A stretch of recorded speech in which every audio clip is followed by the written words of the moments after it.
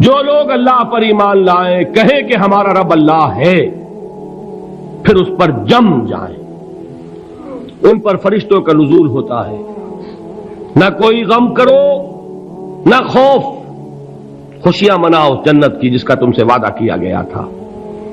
اللہ کی ربوبیت پر اطمینان جب انسان کو ہو جاتا، میرا رب اللہ ہے، ربی اللہ، انسان کے لیے نہ کوئی کھٹکا، نہ کوئی خطرہ، نہ کوئی خوف، نہ کوئی حزن۔ جو کچھ ہو رہا ہے کس کے اذن سے ہو رہا ہے؟ اللہ کے اذن سے۔ اللہ کے اذن کے بغیر پتہ تک نہیں ہلتا۔ یہ کوئی اندھا بہرا مادہ نہیں ہے جس سے مجھے کوئی خوف ہو۔ اندھا بھینسا چلا آ رہا ہو اس سے تو ڈرنے کا ہر انسان کو ڈرنا چاہیے، نہ معلوم کس کو ٹکر مار دے، لیکن نہیں، اس کائنات کو چلانے والا ایک سمیع و بصیر خدا ہے، وہ جو میرا دوست ہے، میرا ولی ہے۔ اللہ ولی الذین آمنوا یخرجہم من الظلمات الی النور۔ اللہ اہل ایمان کا ولی ہے، ساتھی ہے، پشت پناہ ہے، مددگار ہے، حمایتی ہے۔ بتائیے جسے یقین ہو جائے کہ اللہ میرا مددگار، اللہ میرا محافظ، اللہ میرا پشت پناہ، اللہ میرا حمایتی، اس کے لیے کوئی خوف ہوگا؟ اس سے کوئی ڈر ہوگا؟ میں مثال دیا کرتا ہوں ایک بہت سادہ، پنجاب کے دیہات کی۔ تو بڑا چودھری ہے اور کوئی غریب کسان ہے۔ اس غریب کسان کے جانوروں کو ہر وقت اندیشہ ہوگا چوری کا، کوئی میری بھینس کھول کر نہ لے جائے، کوئی میرا بیل کھول کر نہ لے جائے۔ لیکن جس کے بارے میں یہ سب کو معلوم ہو کہ وہ جو بڑا چودھری ہے وہ اس کا دوست ہے، اس کی بچیا کو کوئی خوف ہوگا؟ اس کی بھینس پر کوئی ہاتھ ڈالے گا؟ اسے کوئی اندیشہ ہوگا؟ نہیں۔ کیوں؟ کہ وہ بڑا چودھری، بڑا اس کا یہاں کا سردار، جاگیردار، سب کو معلوم ہے وہ میرا دوست ہے، کوئی میرے خلاف اقدام نہیں کر سکتا۔ اس دنیا میں یہ چھوٹی سی بات اگر آپ کے دلی اطمینان اور سکون کا باعث بن سکتی ہے تو ذرا تصور کیجئے۔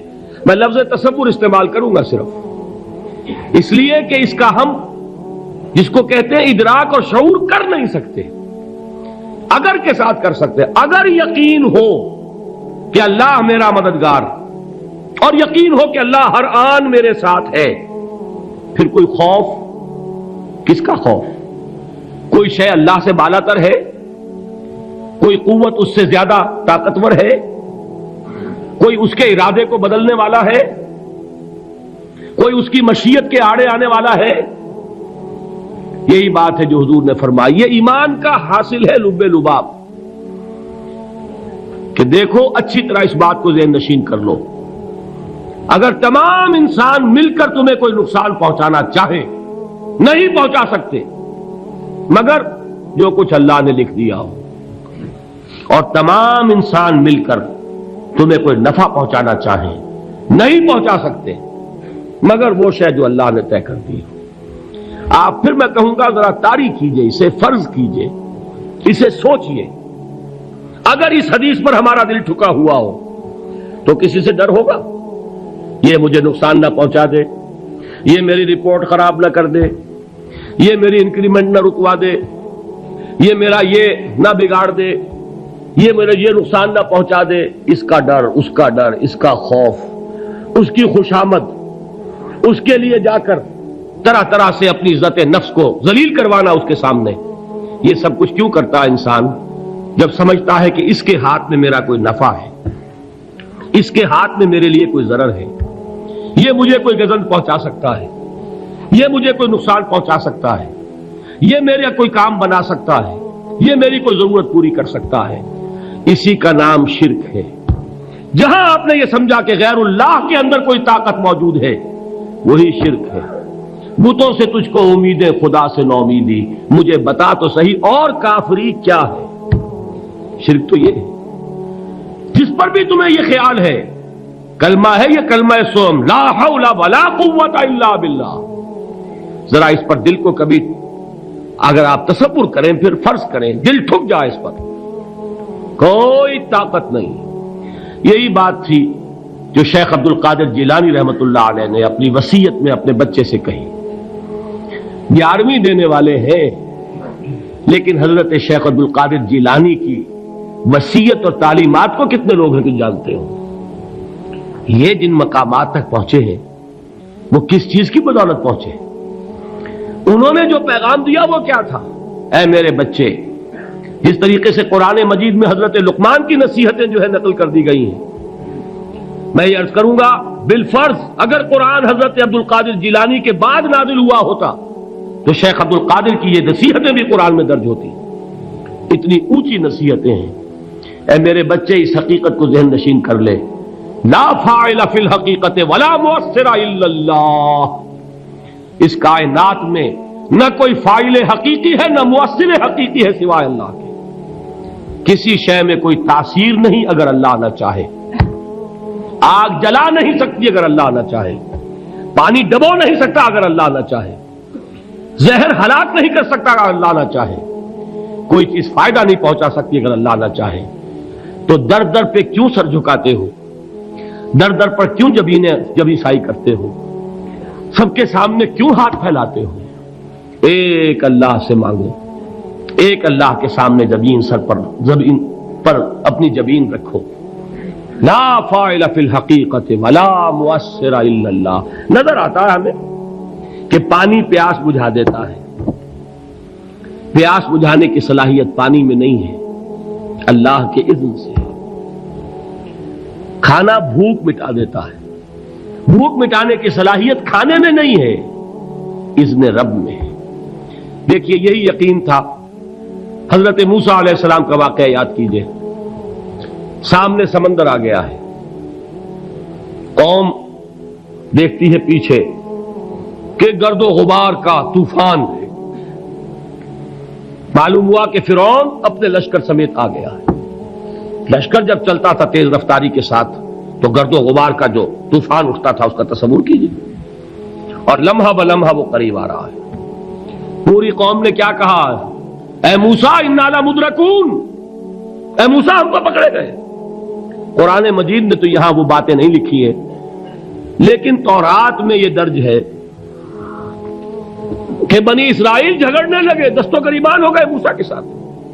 موسیٰ ہمیں یہاں مروایا لا کر، اس سے تو ہم ہی بہتر تھے. وہاں کھانے کو ملتا تھا، زندگی تو تھی، بیگار ہم کر رہے تھے، موت تو نہیں تھی. اب جو کچھ ہوگا اس کا تصور کرو، جس طریقے سے ہمارے ٹکڑے اڑائے جائیں گے. تو لڑ رہے ہیں حضرت موسیٰ علیہ السلام سے. یہ تورات کی تفصیل ہے. قرآن میں صرف اتنا آیا ہے، پریشان ہو کر انہوں نے کہا انا لمدرکون، موسیٰ ہم تو پکڑے گئے. اس وقت موسیٰ کا جواب کیا ہے؟ کلا ان معی ربی سیہدین. نہیں، میرے ساتھ میرا رب ہے، وہ راستہ دے گا. بتائیے کہاں راستہ نظر آ رہا ہے؟ یہ ہے ایمان بالغیب. راستہ نظر نہ آئے تب اللہ پر یقین ایمان ہے. جیب میں پیسے ہوں اور تب دل کو اطمینان ہے تو ایمان کس پر ہوا؟ پیسے پر، اللہ پر نہیں. جب وسائل و ذرائع نہ ہو اور پھر یقین ہو کہ اللہ مسبب الاسباب ہے، وہ اسباب کا پابند نہیں ہے، وہ اسباب کا محتاج نہیں ہے، اسباب اس کے محتاج ہے. اگر یہ یقین ہے تو اللہ پر ایمان ہے. یہ نہیں ہے تو تمہارا ایمان اسباب پر ہے، وسائل پر ہے، ذرائع پر ہے، مادیات پر ہے، اللہ پر نہیں. اس وقت کہاں راستہ تھا؟ کوئی راستہ تھا؟ سمندر ہے اور ادھر سے لشکر آ گیا ہے. کلا ان معی ربی سیہدین. اب دیکھیے ایمان کہہ دینا آسان ہے، ہوا معکم اینما کنتم، جہاں کہیں بھی تم ہوتے ہو اللہ تمہارے ساتھ ہوتا ہے. لیکن اس کا یقین قائم ہو جائے تو زمین و آسمان کا فرق واقع ہو جائے. یہی بات ہوئی حضور کے ساتھ. غار ہے، چھپے ہوئے ہیں محمد الرسول اللہ اور آپ کے وہ یار غار ابو بکر صدیق رضی اللہ تعالی عنہ. اقبال نے حضرت ابو بکر کی شان میں چند اشعار کہے صرف، لیکن واقعہ یہ ہے کہ بھاری بھاری نظموں پر اور قصیدوں پر بھاری ہے. طویل ترین نظمیں اور قصیدے ہوں ان پر بھاری ہے. ہمت ابو بکر کی ہمت جو ہے کشت ملت را چو ابر، جیسے بارش سے کھیتی اپجتی ہے، ابو بکر کی ہمت اور عزیمت اس امت کو اسی طرح سینچنے والی ہے۔ ثانیے اسلام و غار و بدر و قبر، وہ دوسرے تھے اسلام میں، دوسرے پہلے کون تھے؟ انا اول المومنین، حضور فرماتے ہیں سب سے پہلا ایمان لانے والا میں، دوسرے ابو بکر۔ ویسے ہمارے ہاں یہ چلتا ہے اختلاف، حضرت علی پہلے ہیں کہ حضرت ابو بکر پہلے ہیں، لیکن اس میں بڑی خوبصورت تطبیق قائم کی ہے علماء نے، اور بہت صحیح ہے۔ چار کے بارے میں فیصلہ ہی مت کرو کہ کون پہلے ہے، ان کی ایک عجیب تقسیم کر دی ہے۔ آزاد مردوں میں، بالغ مردوں میں سب سے پہلے ابو بکر، بچوں میں سب سے پہلے علی، خواتین میں سب سے پہلے خدیجہ، اور غلاموں میں سب سے پہلے زید ابن حارثہ۔ بڑی پیاری تقسیم ہے، یہ چاروں ہی پہلے ہیں، ہر ایک کے لیے اولیت ہے۔ اور واقعہ یہ ہے کہ اگر زمانی اعتبار سے تعین ہوگا تو پہلے خدیجۃ الکبریٰ آئیں گی رضی اللہ تعالی عنہ، کسی اور سے بات کرنے کی نوبت بعد میں آ سکتی ہے، پہلے تو اہلیہ محترمہ سے بات ہوئی، آتے ہی پہلی وحی ہوئی ہے، ابھی تبلیغ کا حکم نہیں تھا، کس کو بتایا واقعہ؟ ابھی اپنی نبوت کی تبلیغ کا تو حکم ہی نہیں آیا، واقعہ کس کا ہے؟ وہ خدیجہ کا ہے۔ جب کہا ہے کہ خشیت علی نفسی، مجھے اپنی جان کا اندیشہ ہے، تو کیا جواب دیا خدیجہ نے رضی اللہ تعالی عنہا؟ وہ صدیقۃ الکبریٰ ہے، صدیقات جو ہے خواتین ان میں چوٹی پر خدیجۃ الکبریٰ ہے رضی اللہ تعالی عنہا، اور صدیق جو مرد ہیں ان میں صدیق اکبر ہے ابو بکر صدیق رضی اللہ تعالی عنہ، لیکن صدیقات میں چوٹی پر۔ جب حضور نے فرمایا خشیت علی نفسی، کیا فرمایا، کیا عرض کیا، کیسے تسلی دی؟ نہیں نہیں، اللہ آپ کو ضائع نہیں کرے گا، آپ غریبوں کے ہمدرد ہیں، آپ مساکین کے تکالیف رفع کرنے والے ہیں، آپ بیواؤں کی سرپرستی کرتے ہیں، آپ مسافروں کی خدمت کرتے ہیں، اللہ آپ کو ضائع نہیں کرے گا۔ یہ یقین ہے اس خاتون کے اندر۔ خیر وہ ایک علیحدہ بات ہو جائے گی۔ میرے دل پر حضرت خدیجہ رضی اللہ تعالی عنہ کی شخصیت کا بڑا گہرا نقش ہے، جو وہ کوئی اور ہی وقت اور موقع ہوا تو بیان ہوگا۔ بہرحال اقبال نے ایک مصرے میں جو چار اولیتیں جمع کر دی ہیں، ہمت او کشت امت را چو ابر، ثانی اسلام و غار و بدر و قبر۔ اسلام میں حضور کے بعد پہلے کون؟ ابو بکر۔ غار میں حضور کے ساتھ کون؟ ابو بکر۔ بدر کی رات اللہ کا رسول سربسجود، وہ جھاڑ، وہ گھاس پھوس کی جو جھوپڑی بنائی گئی تھی، اور وہاں تلوار ننگی لے کر پہرا دینے والا کون؟ ابو بکر۔ اور اس حجرہ عائشہ میں محمد کے بعد سب سے پہلے دفن ہونے والا کون؟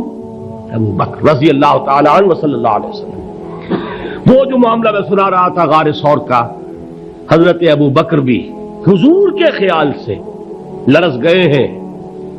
آپ کو یاد ہوگا کہ جا کر پہلے تمام جتنے سوراخ تھے انہیں بند کیا ہے، ایک سوراخ رہ گیا تھا جس کو بند کرنے کے لیے کوئی کپڑا نہیں تھا، وہاں اپنی ایڑی رکھی ہے، تب کہا ہے حضور سے تشریف لائیے، اور اپنے زانو پر حضور کو لٹایا ہے، اور وہاں کسی موذی جانور نے کاٹا ہے، حضور کی آنکھ لگ گئی تھی، اس وقت اس بل کے اندر جو بھی بچھو ہے کیا ہے واللہ عالم، اس نے کاٹا ہے، اس کی تکلیف کی وجہ سے ابو بکر کی آنکھوں سے آنسو ٹپک گئے، حضور کے چہرے مبارک پر پڑے ہیں، تو حضور جاگے ہیں، معاملہ کیا ہے؟ ایڑی نہیں ہٹائی وہاں سے، مبادا وہ جانور وہاں سے نکل کر محمد الرسول اللہ کو کوئی گزن پہنچا دے، ابو بکر کی ایڑی ہے، جس طرح چاہے کھا لے، ختم کر دے، جان نکل جائے تب کوئی آنچ آئے، محمد پر تو آئے، لیکن جیتے جی نہیں۔ وہ ہے ابو بکر حضور کے خیال سے۔ اس وقت حضور نے پھر اپنا لعاب دہن لگایا ہے، اور اس سے پھر آپ کی تکلیف ختم ہوئی۔ جیسے خیبر میں حضرت علی کی آنکھ دکھ رہی تھی، اس کو جو شفا حاصل ہوئی ہے وہ بھی حضور کے لعاب دہن سے ہوئی۔ تو بہرحال اس وقت انہوں نے کہا ہے کہ اے نبی یا رسول اللہ، اگر اس وقت ان میں سے کسی نے غیر ارادی طور پر بھی اپنے قدموں کی طرف جھانک لیا تو پکڑے جائیں گے۔ کیا جواب تھا اللہ کے رسول کا؟ لا تحزن ان اللہ معنا، اللہ ہمارے ساتھ ہے، کیوں گھبراتے ہو ابو بکر؟ یہ ہے ایمان باللہ، میرا مالک اللہ، میرا رازق اللہ، میرا محافظ اللہ، میرا مددگار اللہ، میرا پشت پناہ اللہ، میرا دوست اللہ۔ یہ دوستی ہے اللہ کی جو لب لباب ہے، حاصل ہے ایمان کا، اسی کا نام ولایت ہے۔ اولیاء اللہ کے سروں پر سینگ نہیں ہوتے، جس کے دل میں ایمان راسخ ہو چکا ہو وہی اللہ کا ولی ہے، جسے اللہ پر یقین ہو چکا ہے وہی اللہ کا ولی ہے، جسے یقین ہے اللہ میرے ساتھ ہے، میرا مددگار، میرا پشت پناہ، میرا ساتھی، میرا دوست، میرا محبوب، میرا محب۔ اللہ اہل ایمان سے محبت کرتا ہے۔ واللہ یحب الصادقین، ان اللہ یحب الذین یقاتلون فی سبیلہ صفا کانہم بنیان مرصوص۔ اللہ محبت کرنے والا، اہل ایمان محبوب، اور اہل ایمان محبت کرنے والے اللہ محبوب۔ والذین آمنوا اشد حبا للہ۔ آپ تصور کیجئے جسے یہ رشتہ ایمان یا رشتہ ولایت حاصل ہو جائے، الا ان اولیاء اللہ لا خوف علیہم ولا هم یحزنون، آگاہ ہو جاؤ، اللہ کے دوستوں کے لیے نہ کوئی خوف ہے نہ کوئی حزن ہے۔